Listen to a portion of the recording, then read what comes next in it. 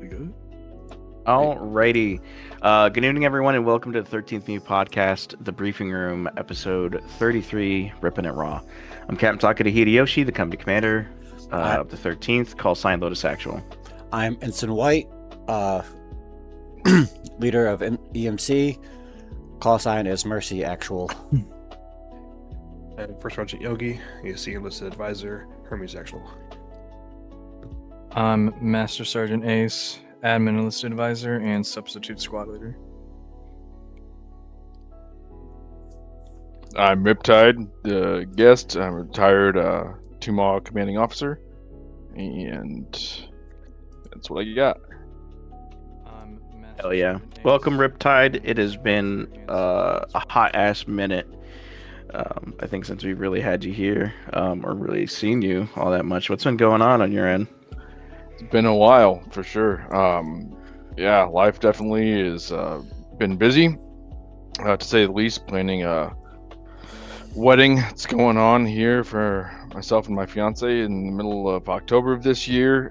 Started a new job in the insurance world last July, about the middle of the month or so. Yeah, just been really caught up and learning everything about the insurance world. It's been pretty great. I joined a local Ma shop, which was quite the 180 from leaving the corporate world at the biomedical company where I was working. But I love it. It's much slower paced, much more. I don't know if fun's the right word to use in a professional environment, but you can definitely have fun, which is a good time. But yeah, overall, it's just been great to be working at a place where you're actually treated and valued as a human and not just another cog in the machine to be swapped out with the moment's notice. Yeah. No, I heard that. I mean, we talked a little bit throughout since your retirement, and I'm glad that you finally, got a good place going. At least from what it sounds like. So, congratulations on that, and also congrats on finalizing the date, I guess, in October. So, Yeah, yeehaw, man. I got one question for you, Rip. Oh boy. Fire away. How did you I'm find scared. somebody to fucking marry you? I have no clue. I really don't. I ask myself that every single day. It's just guesswork. I'm not sure how she puts up with me, but it's a valid question. I'm just dumbfounded that she chose to stick around to you. I was forced to work with you on this. I had no choice. She does. Yeah. White's just jealous that he's the one marrying you. Yeah. Oh yeah. Nah. Fuck Riptide. Stinky medic just mad, as he always is. Oh my goodness. Well, it's glad to see nothing changed between you and me, Rip. Nope, not a whole lot. Honestly, I'm you actually. guys are not all that different. I'm glad no time at all has transpired between how you guys fucking interact with each other between EMC and Tumaw. The funny thing is, Rip, I'll be over your way this weekend. Oh yeah? Yep. I'm going to be in Fort Wayne for my birthday. Oh, no kidding. Yep. That's actually where my fiance lives. All right, well, I'm staying out of that area. Yeah. I'm avoiding Fort Wayne this weekend then if you're going to be there. I don't think that town could handle us both. What? Hell no. It's like when two sides of the same two magnets with the same magnitude fucking get close to each other and just boom goes apart. Pretty much. Equal forces or whatever the hell. Yeah. All right. Well, with that out the way, I guess it's time for the questions for tonight. Tonight, for those listening, it is going to be a little short one. We still haven't gotten the new surveys out. Those should be out by this weekend. So be on the lookout for the surveys, and that's for the whole unit, not just for anyone specifically. Now, Rip, when you retired as the last CO of Tumaw, or the previous CO, not last, the previous CO of Tumaw. I guess kind of reminiscing about some old legacy stuff. What was when you took over Tumon? What was that like at the time? What was it like at the time, and how did it change as you held that position? Yeah, it definitely was an honor at first. Like, I don't know if, looking back, I don't know if I really aspired to become the CEO of Tumont. It's just something I kind of naturally grew into. It's something I was extremely passionate about from day one when I was doing my training as a door gunner with dubs and, riding along. Gosh, I can remember that like it was yesterday. Just listening to the comms that was going on between, pilots and ground, pilots and, back then it was just the squad leaders, because we didn't even have Oh yeah. the JTEX or anything to be the very efficient middlemen between Tuma on the ground. So yeah, it was a sheer privilege, honestly. And I loved seeing it grow from hey, yeah, we've got our couple air assets that we're taking up. We're doing our best with the really, don't take this the wrong way, but just sloppy radio transmissions that were going on. And that's not a knock to anybody. The ground guys are busy with their objectives. Trying not to die, trying to do whatever they need to do to complete the mission and keep casualties to a minimum. We're trying to give them our best support as Tuma without getting shot down or alerting the enemy even more and causing something to go nuts. To it being a incredibly well-oiled machine by the end of my active career with the unit. Things were just clockwork. It was everybody showed up. We knew the airframes we were taking in. We knew the AO. We had all done the briefing. At least a couple, two more folks were there for the Thursday night's recon if they were held. And yeah, it was just a lot of preparation that went into it, and which I think attributed to the overall success really of Tuma and how it grew into that with the help of my phenomenal support staff and my XO dubs. It definitely would not have become what it did under my leadership, and then obviously flourished under his leadership now. So all the credit due there for them, and then all the other guys in Tuma. But yeah, full circle, it was just it was a joy to be a part of something that was just kind of limping along. When I first started, it was kind of haphazard, and then we really focused on structure and training and consistent improvement in down to even in the smallest of things, and all the hard work from everybody really paid off. Hell yeah, man. That was a long-winded answer, but No, I mean that's the whole point of it, right? Yeah, there's a lot to wrap up. Yeah, not a very simple thing to wrap up for sure. And so when you were here back in your time, you retired in 24, or was it 25? It was 24. Yeah, I think it was 24. Damn. Yeah, It's been a long ass time. Yeah, it's 24 because Duz been sealed for a year at least. His Yeah. Riptide's last op was my Zeus FTX. Oh yeah. Yeah. Yeah, I put a little like sign up for him and everything. Yeah. Or the little TV thing with his rack on it. Yeah, that was the FTX that me and him stole a fucking techie and drove around. Yeah. Oh my god. I guess continuing on with like just more legacy questions.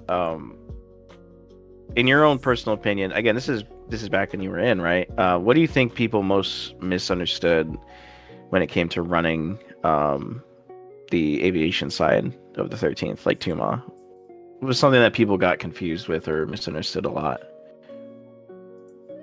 Do you mean pilots or ground in that question? Pilots. Excuse me. What the pilots misunderstood the most in the unit? I think, like, are you talking about like new pilots or existing ones that have been around for a while? Honestly, just in general, whichever you can answer both, whatever you think is applicable. I mean, what would be the most, like, people came into it whether they were standing members or new members. What was something that was misunderstood in terms of them coming into it, what they would be doing, how they would be doing it, things like that. Yeah, I think the biggest thing was just how precise we are and we have to be with pretty much everything, whether that's, obviously dropping a bomb on something, calling out anything we see, to the JTEX on the ground, to even just excuse me, radio communications within Tuma. If we're doing a resupply, when it's taken off, when it's dropping, who's landing on the runways. Like, there was just so much more involved than just hopping in a plane or a helicopter, firing a missile, dropping a bomb, blowing some crap up, you call it a day. I think it was really eye-opening to have these folks come in and be like, oh, holy crap, this is serious work, and you've got to be on top of your game the entire time, because one slip up, it could either be a blue on blue incident, it could be dropping a bomb completely way off, alerting a town you didn't want to alert and causing ground to get overwhelmed. Like, the smallest errors could result in a catastrophe. So yeah, definitely how precise you had to be and efficient 100% of the time.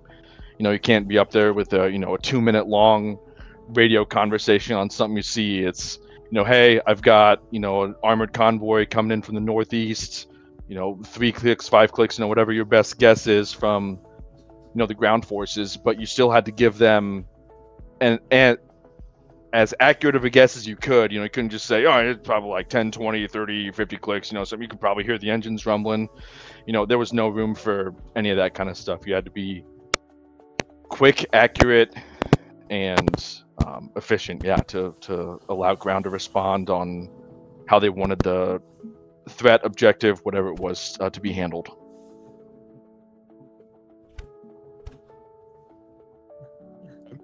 Yeah, can I expand upon that on like a ground perspective of like Yeah, the go for it. listening? Because I think for the first year I was in the unit, like, I think the majority of people just assumed that Tuma was just doing their own thing. Because I've asked guys, and a lot of people don't seem to understand that, like, at least in those earlier days, that like they knew my role of, like, I talked to the to Tuma, but I don't think a lot of them understood that, like, the majority of, like, all casts comes directly from the PL through me to them. I think a lot of them just thought, like, Tuma just saw target, blew up target, and they were getting mad at Tuma for the ye old meme of Tuma takes too many objectives, when it was always approved by somebody else. And I don't know. I think even now, a lot of the stuff Tuma does is, I kind of want to say, taken for granted sometimes, because Tuma isn't seen a lot. Like, the F-18s fly over a lot, right? But the rotary sets off 2.5 clicks, in safety range, but they're seeing everything. And it's a ridiculous amount of information that they gotta pour through. I gotta pour through. Shoot, I think I had Tyler back on Lithium. He hold on a second.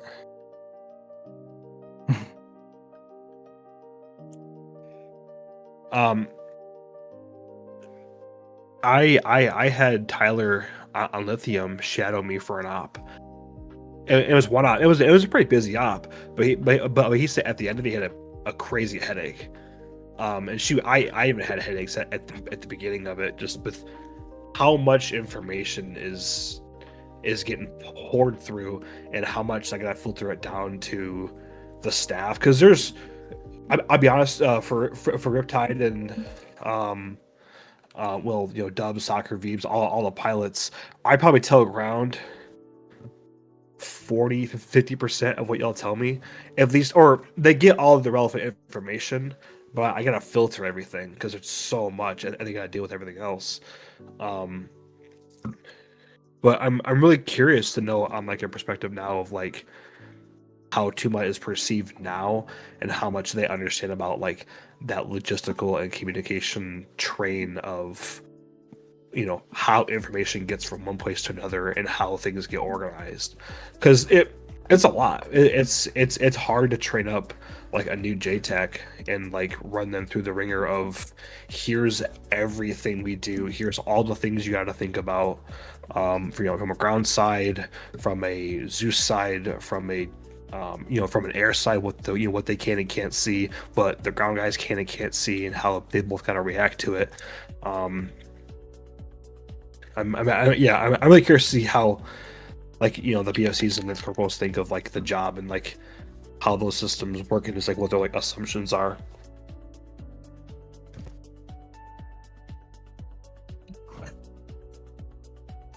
Yeah, we don't really have any. Maybe pair off with one guy on tonight.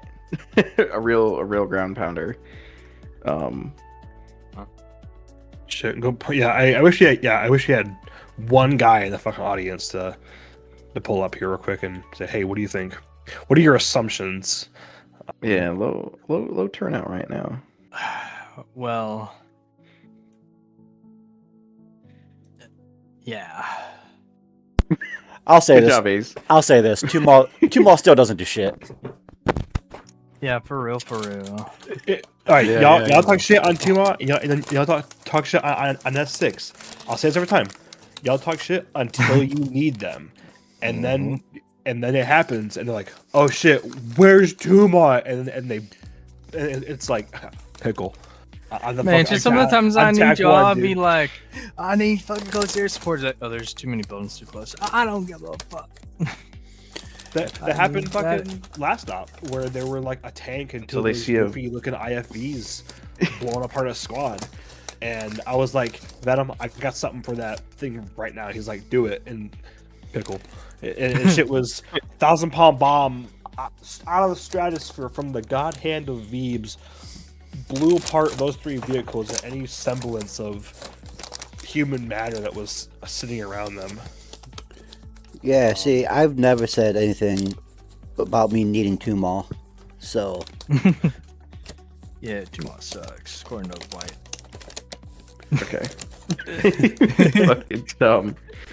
A lot of you and your corpsmen complain a fair bit about, I need my medical supplies. I need medical supplies. It's like, where are you gonna get them from? The truck. exactly. The truck that gets blown up every op at the start of it. We've got a mass cast. How'd that happen? Oh, there was an armored column that came in from the west. Well, how did we not see that? And nobody was stationed over there.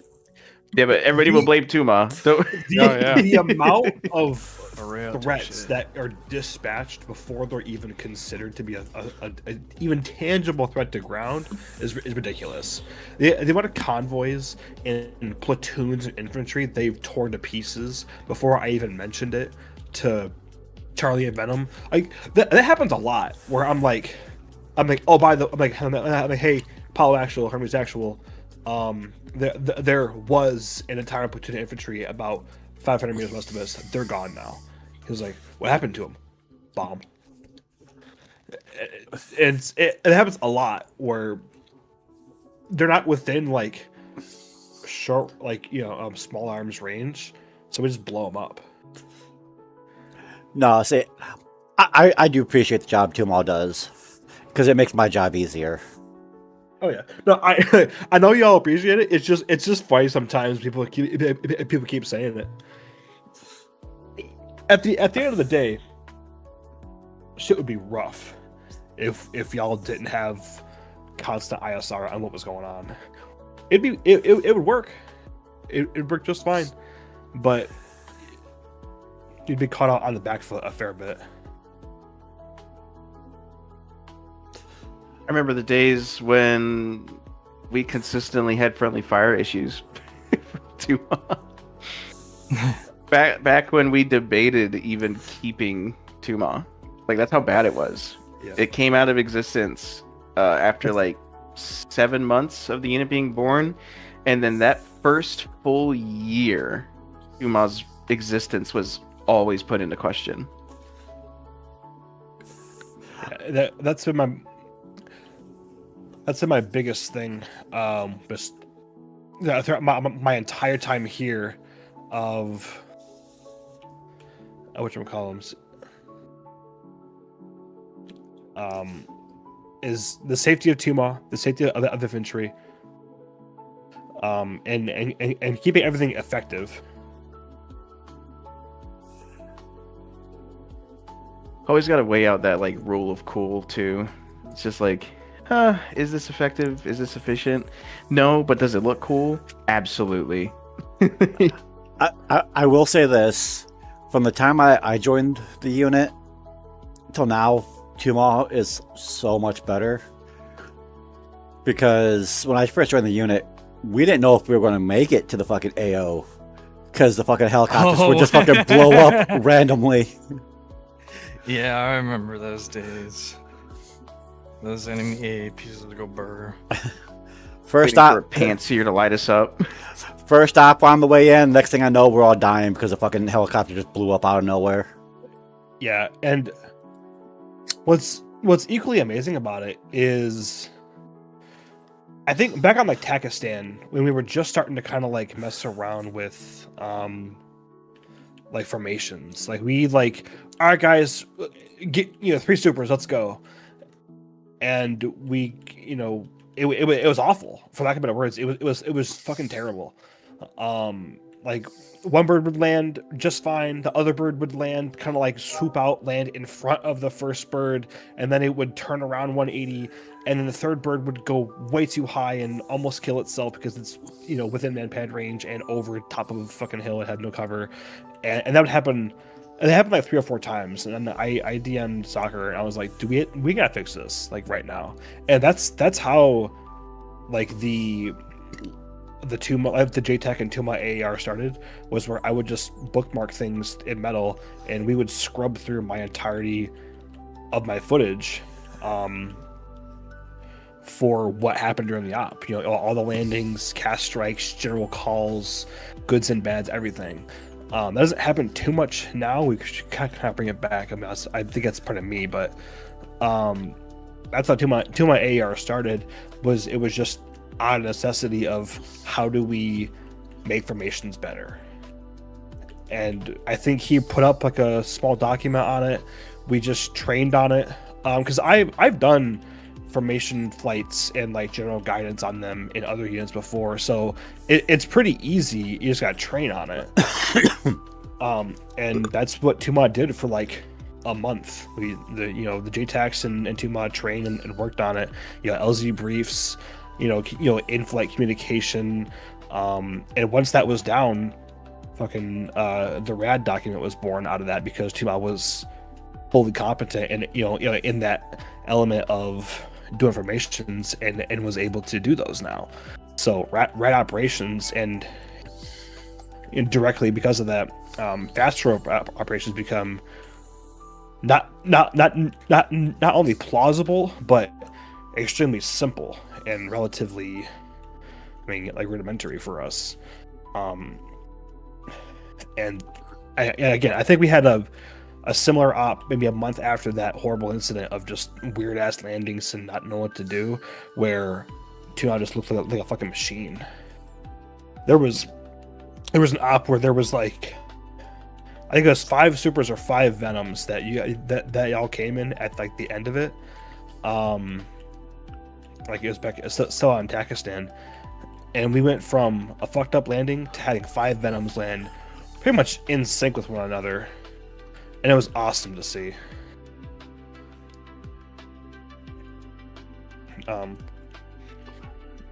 Yeah, I don't know. That's all I gotta say on it, really, because the going from dogshit formations to them being second nature now is awesome.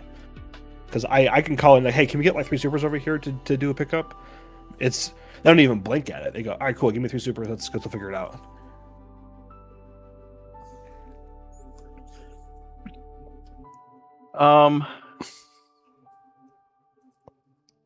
God, dude, I'm just like, I'm sorry, I'm drawing a blank because everything that we've talked about is just like, wow, it is really night and day.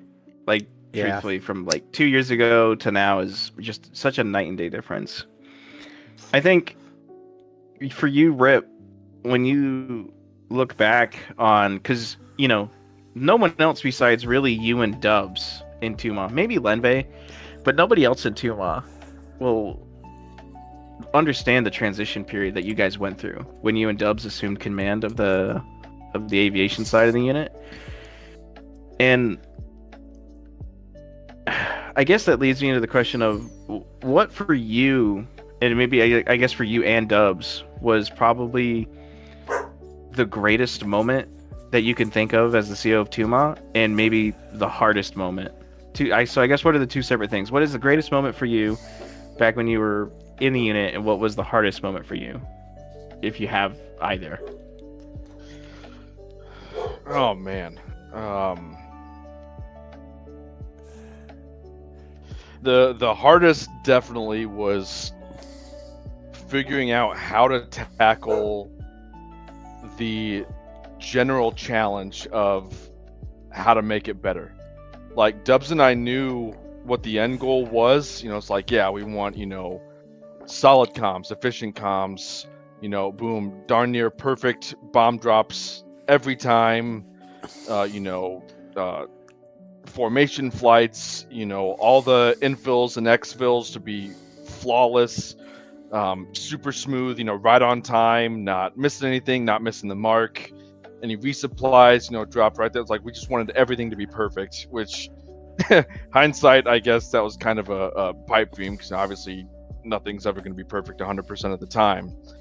But, you know, here we were, especially when we were just starting out, like, you know, we're the new CO and XO of Tuma. Like, how do we get this jumbled mess to be a well-oiled machine support arm of the unit, so that, you know, not only we can see the value of what we bring and spend our time doing, but everybody else can too, whether that's ground, whether that's the corpsmen, whether that's even the Zeus's, because, you know, all of that would come into play during the debriefs of, you know, the good, the bad, and the ugly. Everything was always, you know, brought up for everyone. We all discussed it, and I actually really look forward to that. I love constructive criticism and constantly improving. But yeah, that was definitely probably the biggest challenge we had, because we didn't have training protocols in place. We didn't have documents or SOPs. Really, you know, we had a rudimentary, you know, 5-line, 7-line. I think it even went up to 9-line or something like that, Yogi, where I don't think we even ever used that because it was just too inefficient to try and communicate over radio. But yeah, we had these super simple forms where it's like, I don't know, they need a strafing run done over here somewhere. If they can throw smoke, that'd be great. You know, just fly in as you can and just don't exceed the AO, and, you know, it's about it. To where it's like, you know, all right, attack vector, you know, from the southeast. I'm gonna lose all my Tuma jargon because I haven't thought about that in a hot minute. But, you know, depart, you know, to the northwest, you know, stay inside the AO and all that other thing. Yeah, that's where it wound up. So yeah, that was definitely the hardest part was getting all of that roped in and getting to a starting point where we could build on from there. And then, yeah, definitely the instances that you guys have brought up with all the formation exfills and infills was definitely part of it, of when we saw it. But I think one of my crowning moments, and I'm sure Dubs would echo this, is I know there've at least been a couple instances where neither myself nor him were able to attend a Saturday operation, and so obviously that would leave it in the hands of our 3IC, third in command, if you don't know what that is, or if we didn't have one, it really was just went by next senior pilot. It was up to them to figure out what they were flying based on the needs of the mission and the AO and the briefing reports and intel that we had, what armaments they took, and I think it was one of the first or second times where it was that instance where myself and Dubs weren't able to attend, and we got back. Geez, I don't know if it was just the next Sunday, like the next day after the op, or if it was later in the week, but we just heard nothing but glowing reports of how smooth and efficient everything went. There really weren't any mess ups worth noting. There might have been some inefficiencies and some minor things that we all picked out at the end of the day, but it was nothing horrific by any stretch of the imagination. And that's when Dubs and I were like, holy crap, we've actually built Tumor to be able to function without us. And no coaching was needed. Nothing was like, well, nobody else is here, so I guess we've got to pick up the slack. They just immediately jumped in, rolled their sleeves up, got their hands dirty, and tackled every challenge that they were met with head on, and executed them dang near flawlessly. And I have never been more proud to be a part of something than that night. That I wasn't even a part of it, if that makes sense. Oh, that makes perfect sense to me because I was in the same boat when it came to EMC. Yeah, know that you train your guys well enough to fully take over for you when you're not there and know what to do competently. Yeah, no, I mean I understand that feeling. Honestly, otherworldly, because I get to experience that now with just the consistency behind the command team, the support elements, the platoon staff we have now with Charlie and Venom. I missed a weekend. Funny enough, I missed the GWI for our 1 year, and I was so pissed because it was just, the will of the gods, or whatever you want to call it. A snowstorm hit, 2 feet of snow hit, and I guess somebody decided that they were going to try to drive in 2 feet of snow in Vermont while it was storming, and they hit a power line a quarter mile up our road, and my power was out. 45 minutes before the 4-year anniversary in GWI kicked in. I was upset. And even with that all occurring, everything still took place. GWI still occurred. And even before that, there was a weekend where I missed a weekend or an operation, and everything still played as normal. And honestly, the most I heard was just people asked where I was, and people were like, I don't know.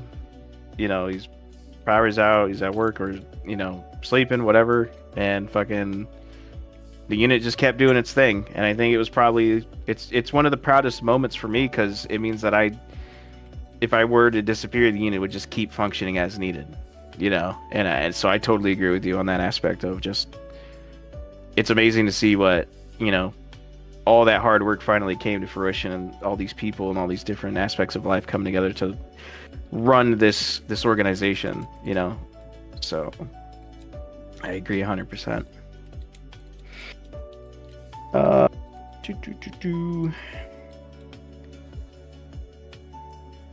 For your own, I guess, reflection, Riptide, what did it feel like stepping down from the 13th when the time came? Whether, by chance or by choice, what was that period kind of like for you?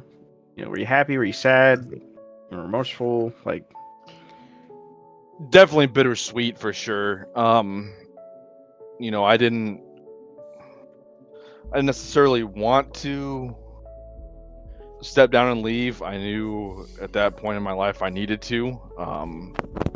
Life was getting too busy. I wasn't able to devote what I viewed to be an appropriate amount of my time and effort to being the CEO of Tumor that I would expect of myself. I knew I could very much safely rely on the abilities of Dubs, my XO at the time, to not only take my vision of Tumon and run with it, but also adapt it and make it his own, which he did and exceeded that with, pun intended, flying colors. But I never had a doubt in my mind that Tumon would flourish even more so under his leadership.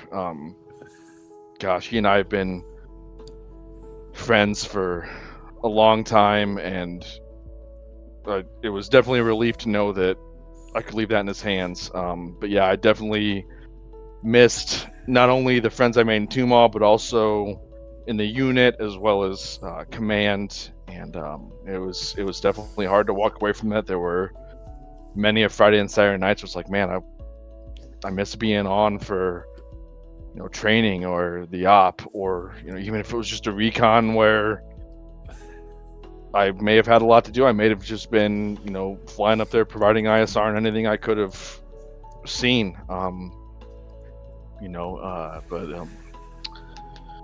There was a lot of emotions there, and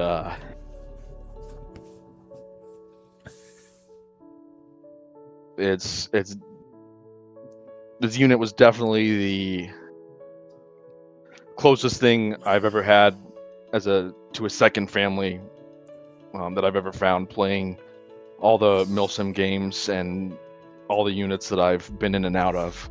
This is definitely the one I've had the longest tenure with. I achieved the highest rank on and put that much thought, effort, and dedication into it. So yeah, it was absolutely hard to walk away from.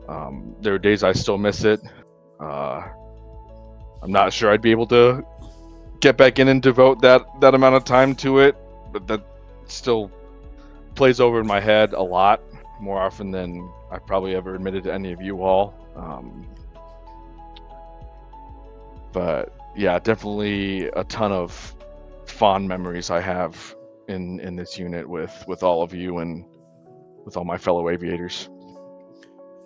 So, Riptide, we have this new program called the Reserves. Yeah, but he couldn't fly. Yeah. I will say, following that, the feelings are definitely mutual. We miss you here. We talk about you here. Dubs talks about you. Oh boy. I don't. Oh yeah. I'd be shocked if you to did. meet a little bit. White talk shit. Same old. But yeah, man. I mean, doors always forever, and for all retired guys, like, it's not like the door just closes on you. The door is always open to come back in any capacity that you can. And you don't even need to come back as a member of command staff. I mean, if you just want to come on, and just be an aviator again with the boys, fly some missions in and do your thing, you can do that now as a retired guy. We have to just make sure your quals are all in place, but that's admin stuff. For sure. Yeah, man. Like it's not like anything's closed off to you. Like, if you just want to swing by and join in for an op, I know you're not that rusty. So, in worst case, you just run something through real quick with Yogi or Dub Soccer and make sure that you're unrusted and good to go. You know what I mean? Oh yeah, no. But I get I get it too. Life's busy. You're getting ready for a wedding in October. That's a whole lot of stuff. New job. It's a whole lot of other stuff to worry about. But just making it super abundantly clear, the door is open, right? And always will be. The unit's getting excited. Yeah, man. The unit's getting excited to the wisps of talking about Arma 4 and all that supposedly next year. I mean, if you Google Arma 4, you now get that web link on the main Google page to the Arma 4 website, which is just to be announced or whatever in 2027. So pretty exciting stuff, and it's insane to think that we were joking about, like, oh man, if it comes out before Cyber's birthday, he's got to eat a shoe. Or whatever. That's still up there because he's now he's a pilot. He's back in the unit as a pilot too. Oh, nice. before anybody says anything, by the way, for those who are listening now or in the future, back when Riptide was in Tuma, you know, he didn't just go from like private to lieutenant. He went from private to warrant officer. I think you technically hit PFC for like 2 weeks. It was weird how we did it back then, but I digress. Like, yeah, you made it up that whole COC from warrant all the way to captain. So definitely some pride to look back on when it comes to stuff like that. Yeah, well, we didn't even have the rank structure as it exists now back then. Yeah. We didn't have any of that. We didn't have, DEDCOM. Yeah, we that just wasn't a thing. That was like, if you resupplied, either Zeus just spawned it, or they had to backtrack to a spot where it's like, hey, the allies, brought supplies for them, and the Zeus has just made it work, obviously, without breaking immersion, because they're absolute pros and know how to do that kind of thing. Yeah, and then we got DEDCOMs where everything was just flawless. It was, Tumo was definitely more than just flying around and blowing crap up by the end of it.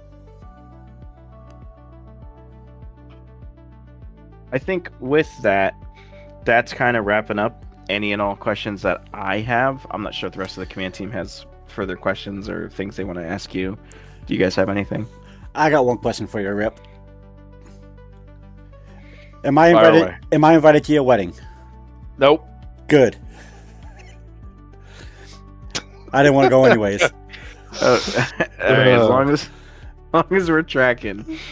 Oh my god. Yeah, just have a whole fucking slew of people show up at your wedding, call you Riptide the whole time.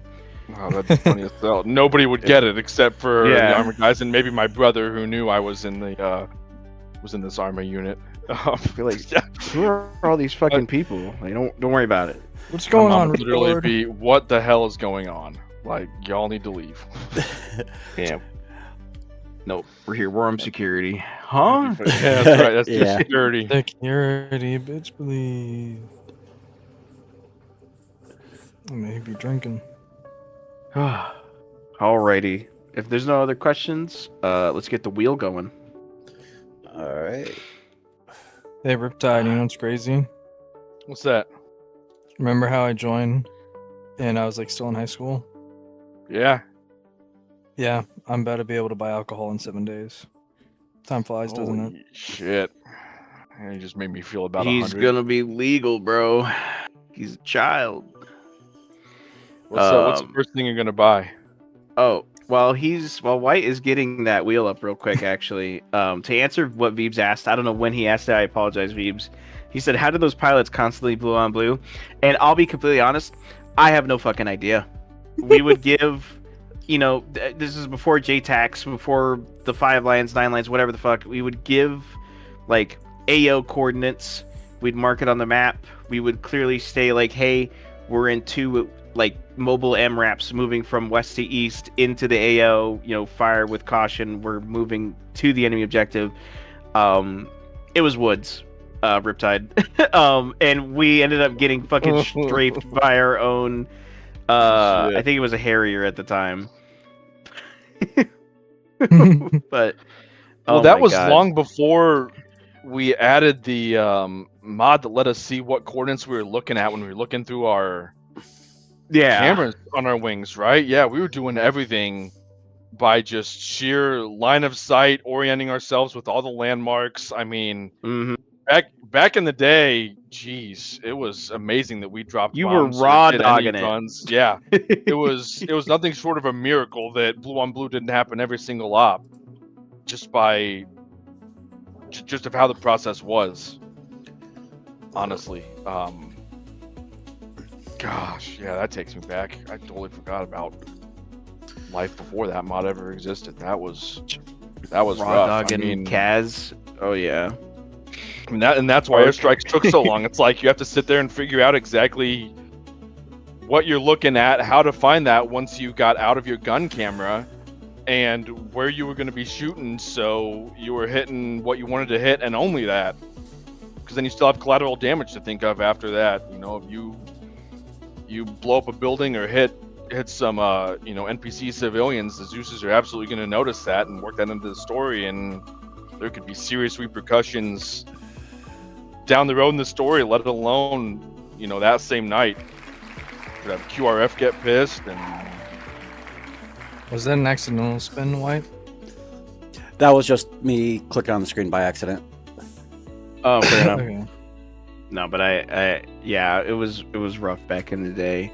Ark in chat had people call him Ark at his wedding, and so yeah, it'd just be the same thing for you, Rip, if that happened. But fucking, what's up, Ark? But I digress. All right, guys. As the guest for tonight's podcast, Mr. Riptide, who do you think is going to be selected on the Wheel of Fortune? oh, let's see here. I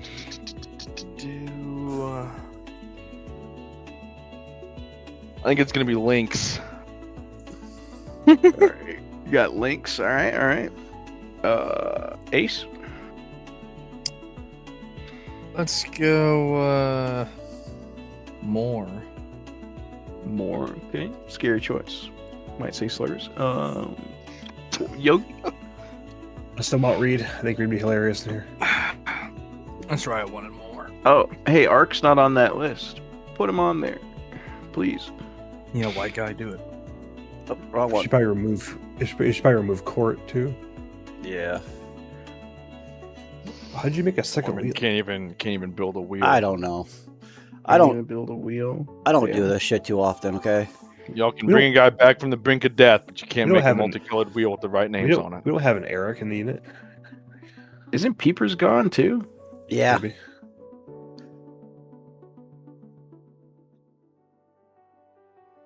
He's on the bottom. Peepers. Yep. Right there. Yeah, right there.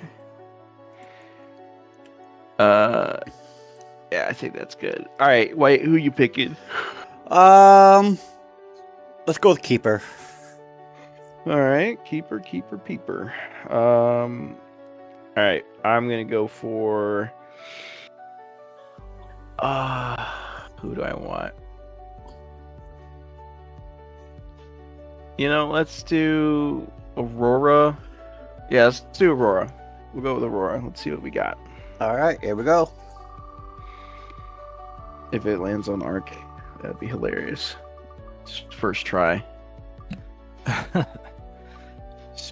Spicy.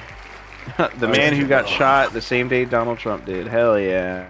Oh, snap. Dame tu dinero. Fucking. Yeah. Beautiful. All right. Fucking posted his shit. The guys that got shot. Old news, dude. Old news. Moving All on, right. buddy. All right. Here's the follow up. Let's go. Spin that crayon. Oh, fuck. Blue ones taste the best. Oh. He's not all the way, though. We will respin. Free spin. No fucking way. I would have left it if it would have landed on him again. I'd been like, all right, I guess that's fate at that point. Holy shit. Yep.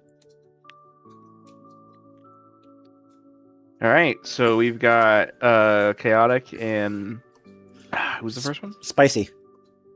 Spicy. All right, now the two mob boy coming in here. Well, hot diggity. With that being said, this concludes our Raw Dogging It episode. Specifically Ripping It Raw, episode 33. Like, subscribe, comment. Always watch these when you can. Brings us a lot of, views, ideally. So, appreciate you guys tuning in. You all have a fantastic night. Have a good night, everybody.